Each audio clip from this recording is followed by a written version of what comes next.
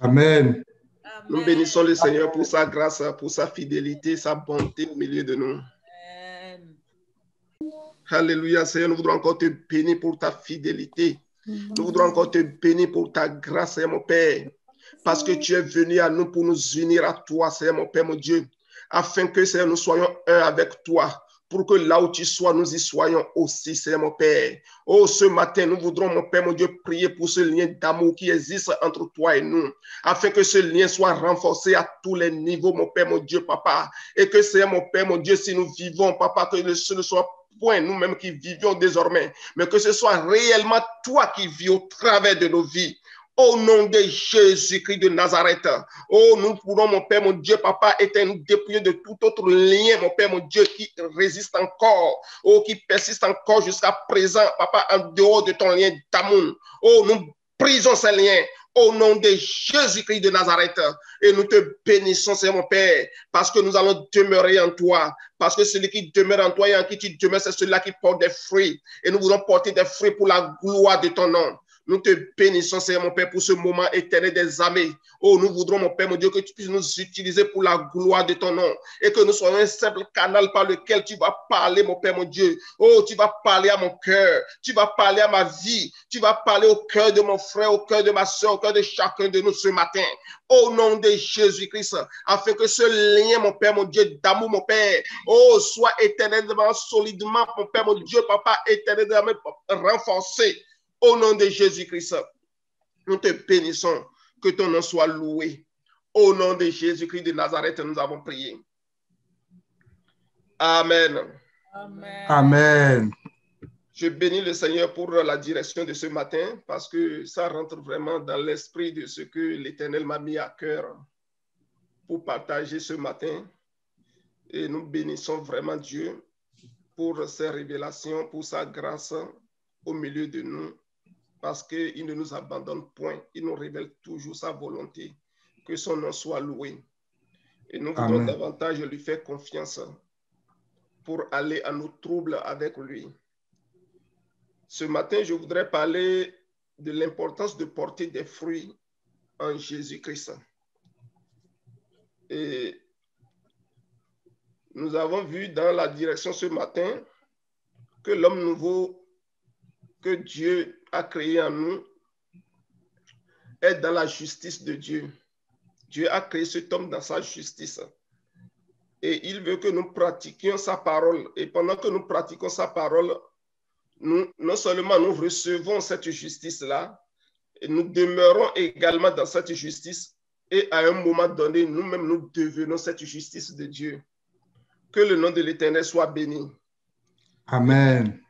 C'est ce matin que nous prenons appui pour commencer notre développement sur le passage de Jean 12, versets 20 à 26.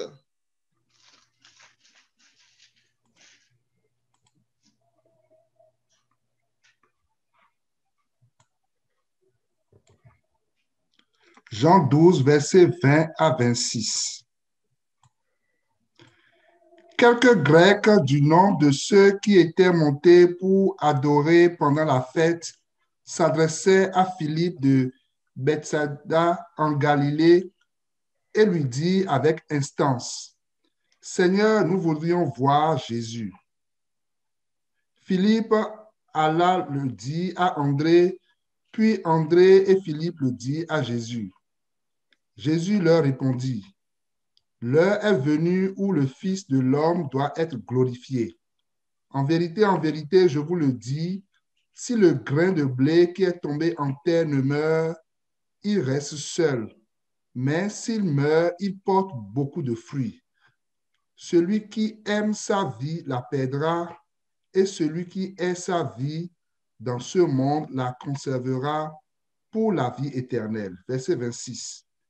Si quelqu'un me sert, qu'il me suive, et là où je suis, là aussi sera mon serviteur.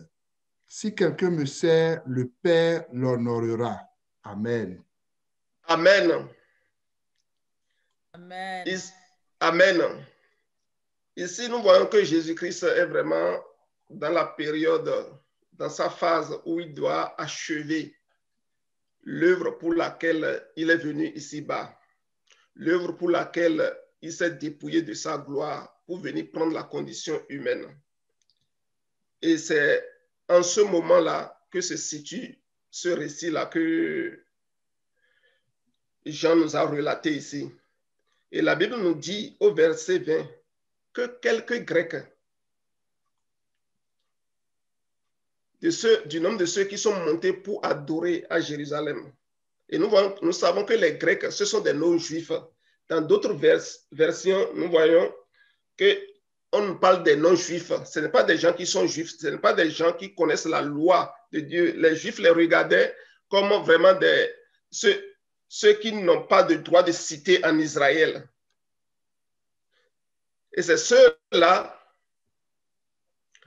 qui se sont adressés à un disciple de Jésus-Christ pour dire, nous voudrons vraiment voir le Seigneur. Nous voudrons vraiment voir le Seigneur. Et ce disciple s'est rapproché d'un autre et ils sont allés voir Jésus-Christ pour lui présenter la doléance de ces personnes qui étaient non-juives, qui étaient vraiment de le rencontrer. On peut penser que ces gens avaient peut-être une audience avec Jésus. On ne sait pas. S'ils n'avaient pas d'audience avec Jésus-Christ non plus, la Bible n'a pas précisé cela. Mais à cette question de rencontrer Jésus, quand Jésus-Christ a appris cela, il commence par dire dans le verset 3, quand on lui a dit, l'heure où le Fils de l'homme va être élevé dans sa gloire est venue. Dans le verset 3 de Jean 12 que nous avons lu tout à l'heure. Donc Jésus-Christ, pour donner réponse, Jean 12, verset 23, pour donner réponse à cette doléance de ces Grecs qui étaient des non-juifs, il a dit, l'heure est venue où le Fils de l'homme doit être glorifié, où la gloire donc le Fils de l'homme doit être révélée. L'heure est là. Amen. Amen. Et il continue. Il dit, il explique cela. Il dit, en vérité, je vous le dis, si le grain de blé qui est tombé en terre ne meurt, il reste tout seul. Mais s'il meurt, il porte beaucoup de fruits. Donc, c'est important que vraiment Jésus-Christ, à un moment donné, puisse manifester toute la gloire pour laquelle il est venu sur la terre. Et il est en train de l'annoncer ici, de se comparer. Il parle de lui-même ici. Il se compare à ce grain de blé qui doit tomber à terre et meurt, et mourir plutôt, qui doit tomber en terre et mourir pour porter des fruits.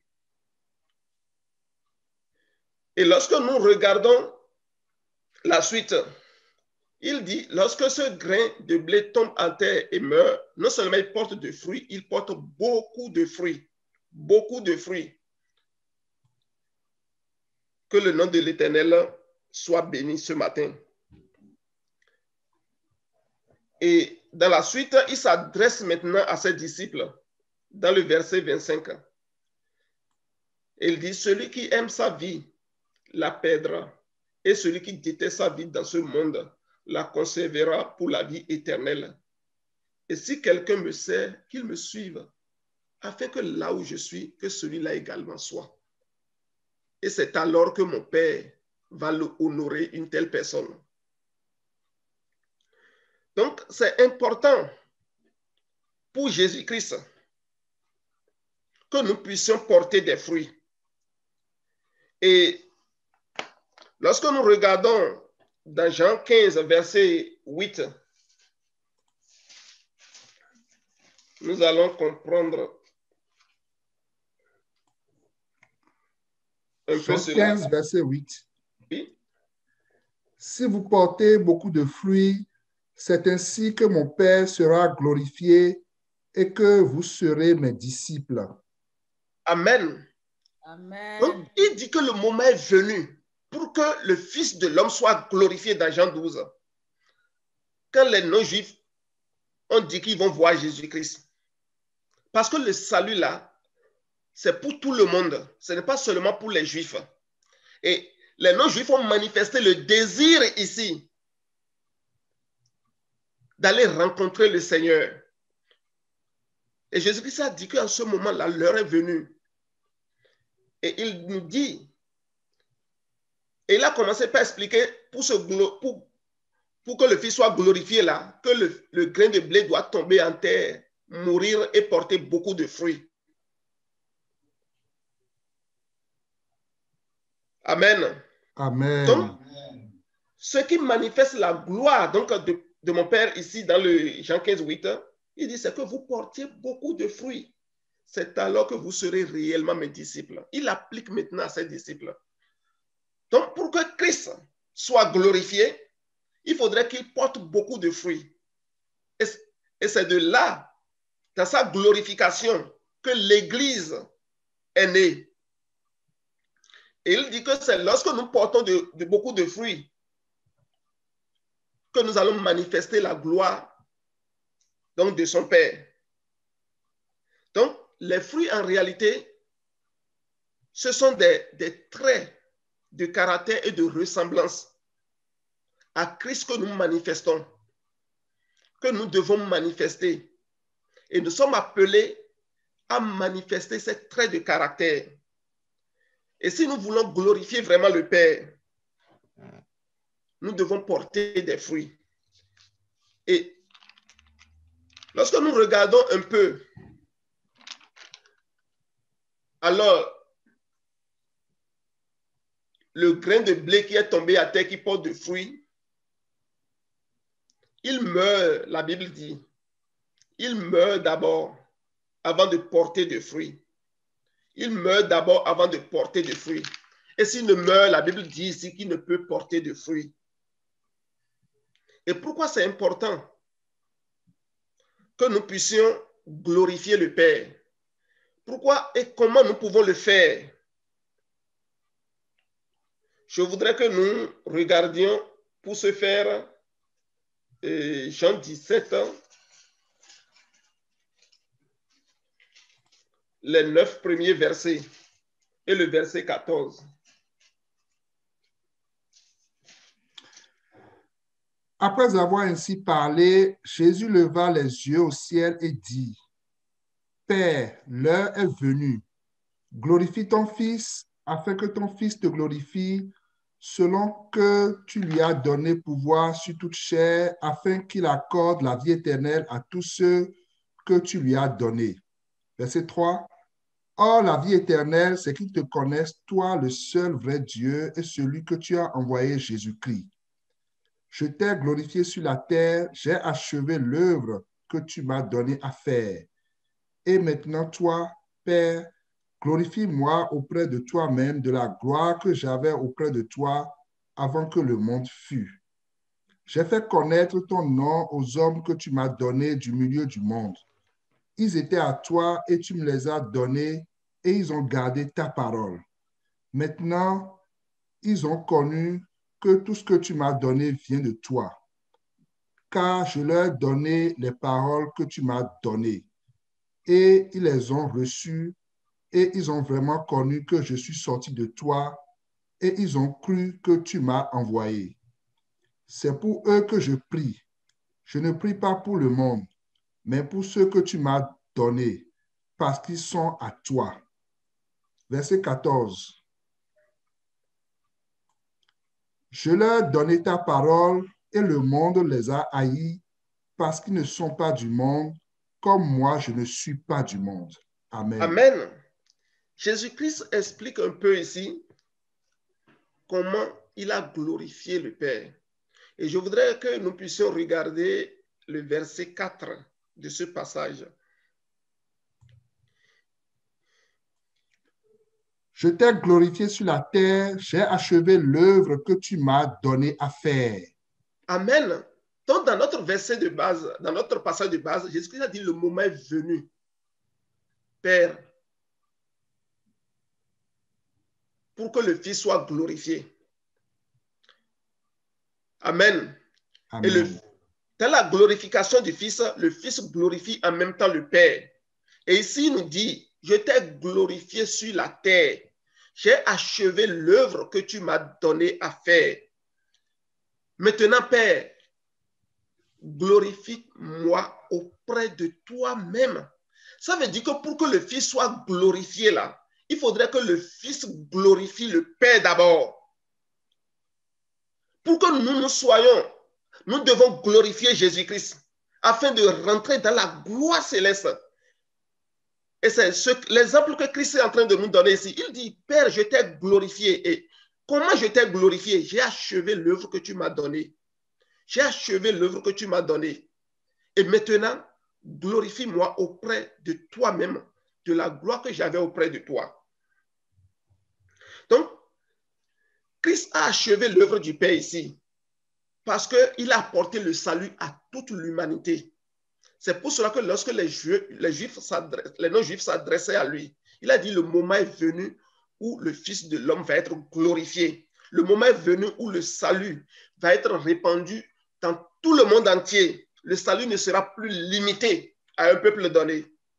Que le nom de l'Éternel soit béni. Amen. Pourquoi c'est important vraiment de glorifier? Donc, dans le verset 14 de notre passage que nous venons de lire, Jean 17, il dit, je leur ai donné ta parole. Donc, Christ a glorifié le Père en apportant la parole, en apportant l'évangile à tout le monde entier. C'est ainsi qu'il a achevé l'œuvre pour laquelle il est venu. Pour que ce soit juif ou non juif, tous aient le salut. Tout le monde ait le salut. Et lorsque nous lisons le passage de Jean 6, le verset 39, nous allons comprendre pourquoi il était important de glorifier le Père. Or, la volonté de celui qui m'a envoyé, c'est que je ne perde rien de tout ce qu'il m'a donné, mais que je le ressuscite au dernier jour. Amen. Il dit ici la volonté de celui qui m'a envoyé, c'est que je ne perde rien de tout ce qu'il m'a donné. Non seulement je ne les perde, mais que je le ressuscite au dernier jour. Donc Christ a glorifié le Père parce que tout ce que le Père lui a donné, il les a gardés, mais il va également les ressusciter au dernier. Donc, nous devons, mes frères, glorifier Dieu dans nos vies. Pourquoi? Parce que nous allons permettre à d'autres personnes d'avoir l'évangile, la vie de Christ qui est venue à nous par la parole de Dieu, et nous allons également avoir l'espérance d'être glorifiés, non seulement d'être ressuscités, du moins non seulement nous, mais ceux qui, au travers de nos vies, vont recevoir l'évangile de Christ et croient en cet évangile, eux aussi, ils seront ressuscités. Donc, c'est dans cette espérance que nous sommes aujourd'hui. Et par rapport à cette espérance, nous devons tout faire pour glorifier le Père. Que le nom de l'Éternel soit béni. Comme Christ a glorifié le Père. Et c'est pour cela que il a commencé par dire que le moment est venu, que le Fils de l'homme soit glorifié. Il a ajouté, si le grain de blé ne tombe à terre et ne meurt, il ne peut porter de fruits. Parce que c'est important que nous portions des fruits. C'est important que nous puissions porter des fruits. Pas n'importe quel fruit. Mais comment porter alors des fruits? comment il faut alors porter des fruits? Je voudrais que nous revenions dans notre passage de Jean 12, versets 24 à 25.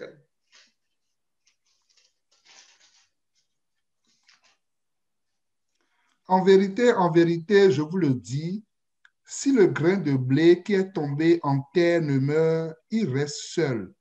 Mais s'il meurt, il porte beaucoup de fruits. Celui qui aime sa vie la perdra, et celui qui hait sa vie dans ce monde la conservera pour la vie éternelle. Amen. Il dit, si le grain de blé ne tombe à terre et ne meurt, il reste seul. Nous devons mourir en Christ. Nous devons mourir à Christ. Amen. Notre ancienne vie, notre ancienne nature doit mourir. Comme Christ même, il a connu la mort et par sa mort et sa résurrection, il nous a communiqué la vie. Il nous a communiqué le salut. Et par ce salut qu'il nous a donné, il nous a justifié, il nous a donné sa justice. Et par sa justice, nous pouvons avoir la vie. Nous devons comprendre que nous devons tomber à terre et mourir. Alléluia. Nous devons tomber à terre et mourir. Et c'est parce que Christ, il est mort que nous avons la vie. Et pour que nous puissions avoir cette vie et produire davantage cette vie, la vie de Christ, et propager la vie de Christ, porter des fruits qui découlent de cela, nous devons nous dépouiller. Nous devons nous dépouiller de notre ancienne nature. La Bible dit qu'en Christ, toutes choses sont devenues nouvelles. Les anciennes choses sont passées. Et ça passe par la mort et la résurrection. Ça passe vraiment par la mort et la résurrection. Et je voudrais que nous regardions aussi Romains 6, verset 5.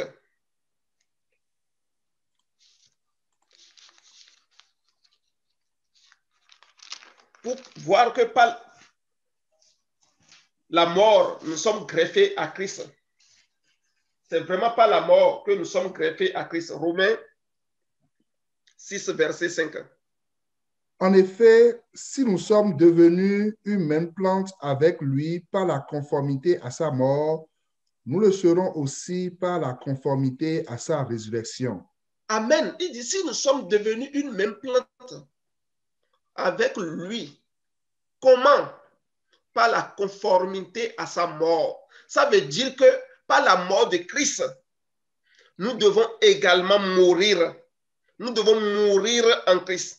Nous devons nécessairement mourir par la conformité à sa mort, que nous allons devenir une seule plante.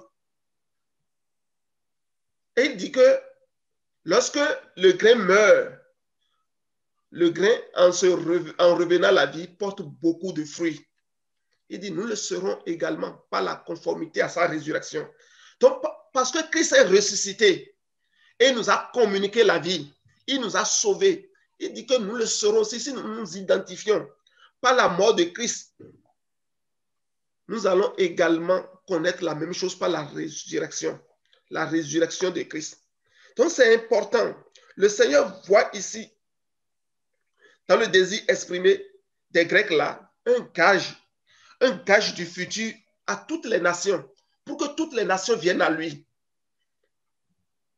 C'est pour cela que lorsque les Grecs ont formulé cette doléance, il a dit que le moment est venu pour que le Fils de l'homme soit glorifié. Alléluia. Et dans Jean 15, les 5 premiers versets, nous pouvons voir par là que Jésus-Christ est le vrai sceptre. Et nous sommes appelés, comme nous avons vu tout à l'heure, à être vraiment la même plante avec le Seigneur Jésus-Christ par la conformité à sa mort. Jean 15, les 5 premiers versets. Je suis le vrai cep et mon Père est le vigneron. Tout sarment qui est en moi et qui ne porte pas de fruits, il le retranche. Et tout sarment qui porte du fruit, il émonde afin qu'il porte encore plus de fruits. Déjà, vous êtes purs à cause de la parole que je vous ai annoncée. Demeurez en moi et je demeurerai en vous. Comme le sarment ne peut de lui-même porter du fruit s'il ne demeure attaché au cep, ainsi vous ne le pouvez non plus si vous ne demeurez en moi. Je suis le cep, vous êtes le sarment. Celui qui demeure en moi et en qui je demeure porte beaucoup de fruits, car sans moi, vous ne pouvez rien faire. Amen. Jésus-Christ nous montre ici que c'est lui le vrai cep, c'est-à-dire la vraie vigne. Et c'est l'Éternel Dieu le Père qui est le vigneron, c'est-à-dire celui qui cultive la vigne, celui qui prend soin de la vigne. Et il dit, tout sarment, toute branche en moi qui ne porte pas de fruits, il le retranche. Et tout sarment qui porte de fruits, il les monde afin qu'il en apporte davantage. Amen. Donc, lorsque nous sommes à Christ et nous nous identifions par la mort et la résurrection de Christ, nous sommes greffés à Christ. Nous sommes greffés à Christ. Nous devenons alors une branche de cette plante et nous devenons une même plante avec Christ parce que nous nous identifions vraiment à sa mort. C'est pour cela que nous devons mourir en nous-mêmes. Nous devons laisser notre vieille nature. Nous devons laisser notre ancienne façon de faire pour mourir à Christ. Et donc, nous sommes intimement liés à lui. Et lorsque nous sommes intimement liés à lui, c'est en ce moment que nous pouvons porter des fruits. C'est pour cela qu'il dit ici que tout sarment qui est en moi et qui ne porte pas de fruits, le Père le retranche. Le Père, il est le vigneron. Et l'objectif du vigneron, là, c'est que la vigne puisse produire des fruits. La vigne puisse produire vraiment des fruits. Et pour augmenter la productivité de la vigne et la qualité du fruit, le viticulteur soigne la vigne de deux manières. Premièrement, il s'intéresse d'abord aux branches qui ne produisent pas de fruits. C'est ça que nous sommes. Jésus-Christ a commencé par nous dire ici. Il a dit tout sarment qui est en moi et qui ne produit pas de fruits, ce sarment sera coupé. Le viticulteur s'intéresse d'abord dans le soin qu'il apporte à sa vigne parce que son objectif, c'est que la vigne puisse porter des fruits. Et les branches qui sont sur cette vigne, parce que nous sommes devenus la même plante avec Christ. Si nous sommes une branche qui ne porte pas de fruits, il va couper cette branche. C'est le premier acte qu'il pose dans le soin qu'il apporte à la vigne. Et le deuxième acte, dans le passage que nous venons de lire, nous pouvons comprendre qu'il nettoie ensuite les branches qui sont utiles, les sarments qui portent de fruits. Il les nettoie. Pourquoi? Pour qu'ils portent davantage de fruits. Parce que c'est son objectif, ça. C'est d'accroître la rentabilité. Que le nom de l'Éternel soit béni. Amen. C'est pour cela qu'il dit ensuite, il taille tout sarment qui porte du fruit, il le taille afin qu'il porte encore plus de fruits. Donc, c'est le deuxième acte que le viticulteur, il pose dans le soin qu'il apporte à sa vigne. Et ma prière ce matin, c'est que Dieu nous donne vraiment d'être du nombre de ce sarment-là qui porte vraiment du fruit, pour que nous soyons émondés, nous soyons taillés par Dieu, par le viticulteur vraiment céleste, pour porter davantage de fruits. Parce que son objectif, c'est que nous puissions porter beaucoup de fruits. C'est pour cela que Christ a commencé par dire, si le grain de blé ne tombe à terre et ne meurt, il ne peut porter de fruits. Et c'est lorsqu'il meurt vraiment qui peut porter des fruits. Nous devons mourir, laisser notre ancienne façon de faire pour porter des fruits. C'est en cela que nous ne serons pas coupés. Donc Jésus-Christ a pris cet exemple pour montrer comment Dieu prend soin de ceux qui se laissent à sa parole, de ceux qui laissent sa parole qui va représenter la sève nourricière, vraiment agir en eux avec toute son autorité, toute sa puissance pour transformer leur caractère, pour transformer leur manière de vivre, pour transformer leur être intérieur, pour qu'ils soient configurés à la même image, à la même ressemblance que Christ. C'est en ce moment-là qu'ils peuvent s'identifier à la même plante que Christ, par la conformité à sa mort. Que Dieu nous aide